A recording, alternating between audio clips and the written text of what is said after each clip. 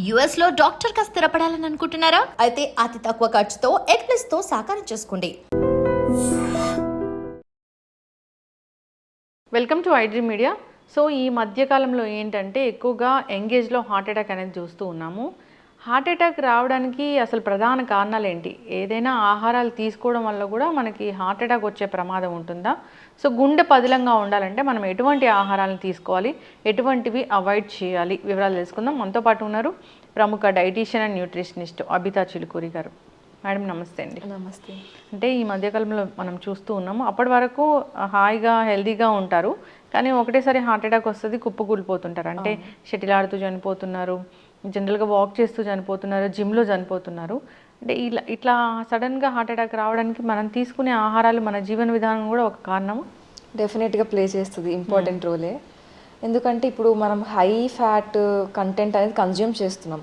ఏదైనా ఫుడ్ చూసుకోవచ్చు, దాంట్లో మనం ఇప్పుడు ఏవి కన్జ్యూమ్ చేసినా కానీ high in fat, high in sugar, high in salt ఉంటుంది.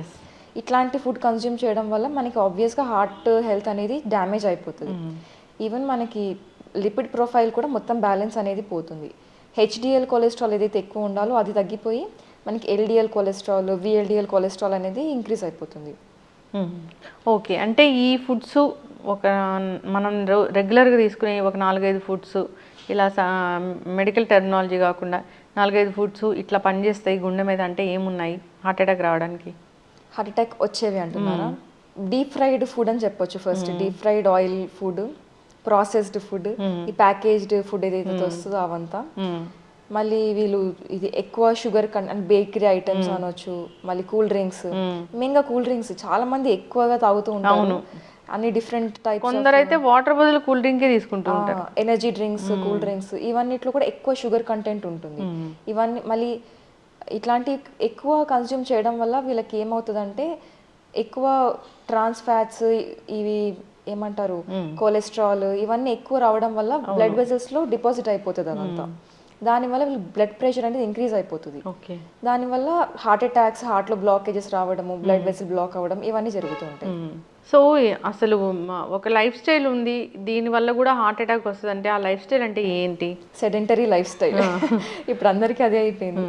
ఆఫీస్లో వల్ల కావచ్చు, దేనివల్ల అయినా కానీ సెడెంటరీ లైఫ్ స్టైల్ వల్ల చాలా ఒబేసిటీ కానీ, బ్లడ్ ప్రెషర్, హార్ట్ డిసీజెస్ అన్నిటికీ main cause sedentary life style. కొంచెం ఫిజికల్గా యాక్టివిటీ అనేది చాలా ఇంపార్టెంట్. ఎందుకంటే మన గట్ హెల్త్ బాగుండాలన్నా, ఏదైనా కానీ బాడీ ఫంక్షన్స్, మెటబాలిజం మెయింటైన్ అవ్వాలంటే physical activity compulsory. Morning, evening 30 minutes అట్లా చూసుకున్నా కానీ కొంచెం టైం తీసుకుంటే కొంచెం హెల్త్ అనేది ఒక స్ట్రీమ్ లైన్లో ఉంటుంది. లేదంటే డెఫినెట్గా ఇది హెల్త్ ఇష్యూస్ అన్నీ 1 by 1 అన్నీ వచ్చేస్తూ ఉంటాయి. మెటబాలిక్ డిసార్డర్స్ కూడా, డయాబెటీస్ ఇట్లాంటివి. నెయ్యి మంచిదేనా? జనరల్గా యూజువల్గా అయితే నెయ్యి మంచిదే, కానీ వీళ్ళకి ఆల్రెడీ లిపిడ్ ప్రొఫైల్ కొంచెం బాగాలేదు, విఎల్డిఎల్, ఎల్డిఎల్ ఎక్కువ ఉంది లెవెల్స్ అన్నప్పుడు వాళ్ళు అవాయిడ్ చేస్తే బెటర్. ఎందుకంటే నెయ్యిలో కూడా మనకి poly unsaturated fatty acids, saturated fatty acids రెండు కలిపి ఉంటాయి కాబట్టి బెటర్ టు అవాయిడ్ ఫ్యాట్స్ అని చెప్తాము. ఇప్పుడు యంగ్స్టర్స్లో హార్ట్ అటాక్ వస్తుంటే అంటే ఈ వైట్ రైస్, మైదా, షుగరు ఇవి కూడా ఒక కారణాలే అవుతాయా? అంటే ఇప్పుడు అన్నీ తినచ్చు, ఏది పెద్దగా ఒకటే అని చెప్పలేము. ఆల్ టుగెదర్ మనకి హెల్ప్ చేస్తుంది ప్రివెంట్ చేయాలి అంటే. ఇప్పుడు మీరు వైట్ రైస్ డైలీ బేసిస్ పైన ఎక్కువ క్వాంటిటీస్లో కన్జ్యూమ్ చేస్తే డెఫినెట్గా అది మళ్ళీ ప్రాబ్లం అవుతుంది. అంటే మనకి యూజువల్గా ఏదైనా కానీ క్యాలరీస్ ఎక్సెస్లో తీసుకున్నప్పుడు, అది కార్బోహైడ్రేట్స్ కావచ్చు, ప్రోటీన్ కావచ్చు, ఏదైనా కూడా ఎక్సెస్లో తీసుకున్నప్పుడు డిపాజిట్ అయిపోతుంది ఫ్యాట్గా. అదే మనకి మళ్ళీ ఇది హార్ట్ అటాక్స్ కానీ ఇవన్నీ కాజ్ చేస్తుంది. ఇప్పుడు అట్లా కాదు, లిమిట్లో అన్ని తీసుకుంటున్నారు అంటే వైట్ రైస్ కూడా తీసుకోవచ్చు, మైదా కూడా తీసుకోవచ్చు. ఎట్లా చెప్తారు అసలు, ఎట్లా మెజర్ చేస్తారు అబిత గారు? అంటే జనరల్గా ఇదే మనకి మెజర్మెంట్, ఇంత క్వాంటిటీ తీసుకోవాలి అనేది అసలు మనం ఎట్లా తెలుసుకుంటాము? అంటే అది పర్సన్ టు పర్సన్ డిఫర్ అవుతుంది. యూజువల్గా ఏంటి అంటే మెయిన్గా మనం చూసుకోవాల్సిన సీరియల్ ఎక్స్చేంజ్. ఇప్పుడు లంచ్లో రైస్ తింటే డిన్నర్లో సంథింగ్ ఏదైనా డిఫరెంట్ సీరియల్, మిల్లెట్ కావచ్చు, లేదంటే వీట్ కావచ్చు, ఏదైనా 2 డిఫరెంట్ సీరియల్స్ అనేవి డైలీ లైఫ్లో మనము పెట్టుకోవాలన్నమాట. ఒకటే సీరియల్ కంటిన్యూస్గా తినకుండా ఏ టైం అయినా కావచ్చు, లంచ్ కావచ్చు, డిన్నర్ కావచ్చు, ఏదైనా అకార్డింగ్ టు కంఫర్ట్ అది మీరు చేంజ్ చేసుకోవాలి కంపల్సరీగా. అదైతే మెయిన్గా ఉండాలి. హోల్ గ్రెయిన్స్ ఉండాలి, 1 మీల్లో హోల్ మీల్స్ కంపల్సరీగా ఉండాలి. బ్రేక్ఫాస్ట్ అయినా లైక్ ఓట్స్ కానీ, రోల్డ్ ఓట్స్, మళ్ళీ మ్యూసిల్ ఈజీ ప్రాసెస్డ్ అనట్లేదు నేను, రోల్డ్ ఓట్స్ మీరు ఇంట్లో ప్రిపేర్ చేసుకోవచ్చు. ఓట్స్తో ఏమైనా ప్రిపరేషన్స్ ఓకే. అట్లాంటివి బ్రేక్ఫాస్ట్లో తిన్నా కూడా ఏదైనా ఒక మీలో హోల్ గ్రెయిన్స్ ఇంక్లూడ్ చేసుకుంటే మీకు ఫైబర్ అనేది మీట్ అవుతుంది. ఈవెన్ వెజిటేబుల్ సలాడ్ కూడా డైలీ 1 కప్ కంపల్సరీగా తినాలి. ఏదైనా 2 ఫ్రూట్స్ తినాలి డేలో. ఇవైతే మెయిన్ బేసిక్ ఫాలో అవ్వాలి అందరూ. మిగతావి కండిషన్ బట్టి డిఫర్ అవుతూ ఉంటుంది. ఓకే, చక్కగా చెప్పారు. ఇప్పుడు అసలు హార్ట్ పదిలంగా ఉండాలి, హార్ట్ అటాక్ రాకూడదు అంటే ఎలాంటి ఆహారాలు తీసుకోవాలి అసలు? హార్ట్ అటాక్ రాకుండా హార్ట్ హెల్త్ బాగుండాలి అంటే మళ్ళీ మనకి mono unsaturated fatty acids, poly unsaturated fatty acids బాగా హెల్ప్ చేస్తాయి. omega-3, omega-6 ఇవన్నీ బాగా హెల్ప్ చేస్తాయి. ఇట్లాంటివి ఎక్కువ ఉన్న ఫుడ్ తీసుకున్నప్పుడు మనకి ఈ హార్ట్ హెల్త్ అనేది బాగుంటుంది. Like flax seeds, pumpkin seeds, chia seeds, ఈ సీడ్స్ అన్నిట్లో కూడా మనకి ఈ omega-3, omega-6 అనేవి మంచి క్వాంటిటీస్లో ఉంటుంది. ఈవెన్ నాన్ వెజిటేరియన్స్ అయి ఉంటే ఫిష్ ఆయిల్స్ అలాంటివి తీసుకున్నా కూడా మనకి బాగా హెల్ప్ చేస్తుంది హార్ట్ హెల్త్కి. నాన్ వెజ్లో మటన్ తీసుకోకూడదా? నాన్ వెజ్లో అంటే రెడ్ మీట్ ఎక్కువగా తీసుకుంటే అది మళ్ళీ మనకి ఇట్లాంటి కండిషన్స్కి కాజ్ చేస్తుంది అని మటన్ తీసుకోవద్దని చెప్తూ ఉంటాము. రెడ్ మీట్ ఏదైనా కానీ అవాయిడ్ చేస్తే బెటర్. లీన్ మీట్స్ ప్రిఫర్ చేయాలి ఎప్పుడైనా. ఫిష్ అండ్ చికెన్ ఇవే హెల్తీ ఉంటాయి. ఈవెన్ ఎగ్ కూడా డైలీ 1 ఎగ్ కంపల్సరీగా ఎవరైనా తీసుకోవచ్చు, ఏం హెల్త్ ఇష్యూస్ లేవు అంటే. యంగ్స్టర్స్ అయితే 2 eggs కూడా తినొచ్చు డేలో. ఎగ్స్ అంటే మొత్తం ఎగ్ తినొచ్చు, హోల్ ఎగ్ తినొచ్చు. ఒకవేళ మనకి డయాబెటీస్ ఉంది, లిపిడ్ ప్రొఫైల్ ఏమైనా ఉంది అంటే అప్పుడు ఎగ్ యోక్ ఆల్టర్నేటివ్ డేస్ తినొచ్చు. ఓకే. అయితే చాలామంది అంటే ఈ రక్తనాళాలు బ్లాక్ అవ్వకుండా ఉండాలంటే కనుక సో రకరకాల డ్రింక్స్ అనేవి తీసుకుంటూ ఉంటారు. నిజంగా అవి పనిచేస్తాయా? అంటే ఇప్పుడు ఒక్క డ్రింక్ తీసుకోవడం వల్ల లేకపోతే ఏదైనా అది కన్జ్యూమ్ చేయడం వల్ల మొత్తం క్లీన్ అయిపోతుంది అనేది ఏమి ఉండదు. అది మనకి డిపాజిషన్ అనేది ఓవరాల్గా మనకి ఫ్యాట్ ఓవరాల్గా డైట్ పైన డిపెండ్ అయి ఉంటుంది. అదొక్కటి తీసుకోవడం వల్ల మ్యాజిక్ ఇంగ్రీడియంట్స్ అట్లా ఏమి ఉండవు. యూజువల్గా చెప్పొచ్చు మ్యాజిక్ ఇంగ్రీడియంట్ నిజంగా కావాలి అనుకుంటే ఫైబర్ ఉంటుంది.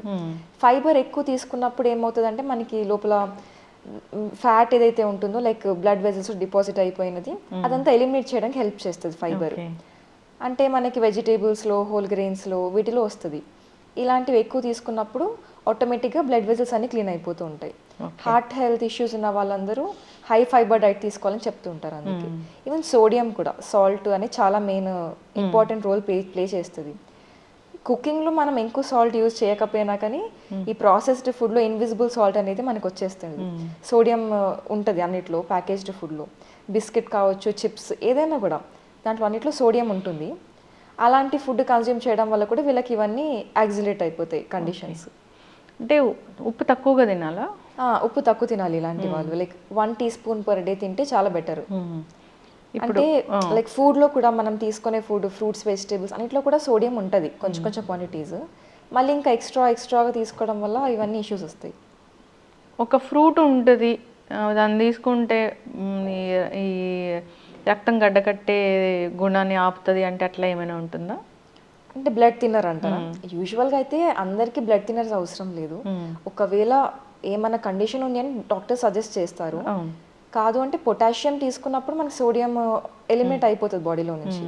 అలా అని చెప్పి బ్లడ్ థిన్నర్స్ అనేది నెసెసిటీ ఏమి ఉండదు. బ్లడ్ థిన్నర్ అంటే ట్యాబ్లెట్ ఫామ్లో కాకుండా జనరల్గా ఏదైనా ఒక ఫ్రూట్ ఉంది, ఒక ఫుడ్ ఉంది, అది బ్లడ్ థిన్నర్లా పనిచేస్తుంది అంటే అట్లా ఏమైనా ఉంటుందా? అంటే ఆటోమేటిక్గా మనము ఫ్రూట్స్ అన్నిట్లో మనకి బయో యాక్టివ్ కాంపౌండ్స్ ఉంటాయి కాబట్టి హెల్ప్ అవుతాయి. స్పెసిఫిక్గా అన్నట్టుగా పెద్దగా ఏమి ఉండదు. ఓకే, ఫ్రూట్స్ తీసుకుంటే మంచిది. అంటే మనకి వెజిటేబుల్స్, ఫ్రూట్స్ విత్ పీల్ అనమాట. పీల్తో పాటు తీసుకుంటే మంచిది. వెజిటేబుల్స్ ఇంకా హెల్తీ, ఫైబర్ ఎక్కువ ఉంటుంది కాబట్టి. సో వాకింగ్ కూడా చేయాలిగా అసలు దీనికి, అంటే జనరల్గా మన బాడీ అంతా బాగుండాలి, సో రక్త సరఫరా బాగుండాలి అంటే వాకింగ్ అనేది చాలా చాలా ఇంపార్టెంట్. అవును, వాకింగ్ బ్లడ్ మనకి ఏమంటారు సర్క్యులేషన్కి చాలా హెల్ప్ చేస్తుంది. ఫిజికల్ యాక్టివిటీ, కొంచెం కార్డియో ఎక్సర్సైజ్ కానీ ఏదైనా కానీ ఫిజికల్ యాక్టివిటీ చాలా ఇంపార్టెంట్. ఏది చేయలేము అనుకున్న వాళ్ళు వాకింగ్ చేస్తే ఇంకా బెటర్. చాలామంది ఉపవాసం ఉంటే కూడా బాగుంటుంది, అసలు మన శరీరం అంతా ఒకలాంటి క్లెన్జింగ్ అవుతుంది అని చెప్తా ఉంటారు. అవును, అదైతే కరెక్ట్. అంటే ఉపవాసం ఉన్నప్పుడు రెగ్యులర్ బేసిస్ పైన కాకుండా జస్ట్ అకేషనల్గా ఉపవాసం ఉన్నప్పుడు ఏమవుతుంది అంటే మనకి ఫాస్టింగ్ వల్ల ఏమవుతుందంటే క్యాన్సర్ సెల్స్ అని చనిపోతాయి అనమాట. గ్లూకోజ్ వాటికి అందదు కాబట్టి అవి చచ్చిపోతాయి. యూజువల్గా ఫాస్టింగ్ వల్ల మనకి చాలా బెనిఫిట్స్ అనేవి ఉంటాయి. క్లీన్ అవ్వడం, డీటాక్స్ అవ్వడం ఇవన్నీ అవుతుంది. Occasional fasting is very healthy. Cleanse అవ్వడం అయితే ఓకే, డీటాక్స్, క్లెన్స్, ఈ క్యాన్సర్ సెల్స్ చనిపోవడం ఇవన్నీ ఉంటాయి, జరుగుతుంది. ఓకే, చాలా హెల్దీ. ఉపవాసానికి కూడా డాక్టర్ డైటీషియన్ ఒకసారి సంప్రదించే ఉపవాసం చేయాలి. అవును, హెల్త్ ఇష్యూస్ ఉన్న వాళ్ళు డెఫినెట్ గా ఇవన్నీ చేయకూడదు. ఇప్పుడు డయాబెటీస్ ఉంది, వాళ్ళకి బీపీ ఉంది, ఇలాంటి అప్పుడు ఒకసారి అవసరం లేదు.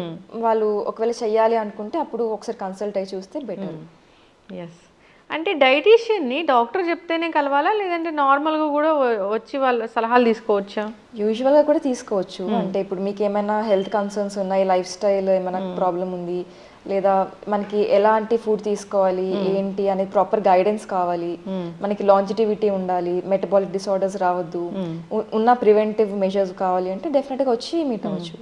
ఒక డైటీషియన్ దగ్గరికి వెళ్ళినప్పుడు అసలు అంటే ఇప్పుడు చాలా మంది బయట నార్మల్ చదువుకున్న డైటీషియన్స్ కూడా మనం చూస్తూ ఉన్నాము. డాక్టర్ దగ్గరికి వెళ్ళినప్పుడు వాళ్ళకి రిజిస్టర్ నెంబర్ ఉంటుంది, అట్లా తెలుసుకోవాలని అవగాహన వచ్చింది.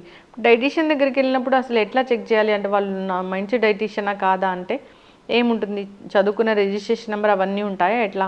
యూజువల్గా వాళ్ళ ఏం డిగ్రీ ఉంది, వాళ్ళకి ఏం క్వాలిఫికేషన్ ఉంది, ఇవన్నీ డెఫినెట్గా చూసుకోవాల్సిందే. ఓకే, వాళ్ళకి న్యూట్రిషన్లో మాస్టర్స్ ఉందా, లేకపోతే ఏమి ఉంది, లైక్ ఏదైనా ఏం డిగ్రీ ఉంది, క్వాలిఫికేషన్ చాలా ఇంపార్టెంట్. క్వాలిఫికేషన్ చూసుకొని ప్రొసీడ్ అవ్వాలి. ఓకే, చక్కటి ఇన్ఫర్మేషన్ అండి, అందరూ ఫాలో అవ్వాలని కోరుకున్నాం. ధన్యవాదాలు. Thank you. And for more videos, Please subscribe to iDream. Please subscribe to iDream. Please subscribe iDream. And please subscribe to iDream. For more videos, subscribe to iDream. please like, share and subscribe to the channel. Congratulations, iDream. subscribe to iDream. Subscribe to iDream. So subscribe to iDream Media. iDream ki iDream team andarki huge congratulations. Please subscribe iDream Media. Please subscribe to iDream. Subscribe iDream. Please subscribe to iDream. iDream అంటే నా కళల channel subscribe చేసుకున్న నోరు తిరుగుతలేదు, మీరైతే గంట గుర్తు కొట్టండి. For more such videos, please subscribe to iDream. Subscribe to iDream. Please subscribe to iDream. Please subscribe iDream Media. Please do subscribe to iDream. Please subscribe to iDream Media. For best entertainment and information, please subscribe iDream. And don't forget to subscribe to iDream.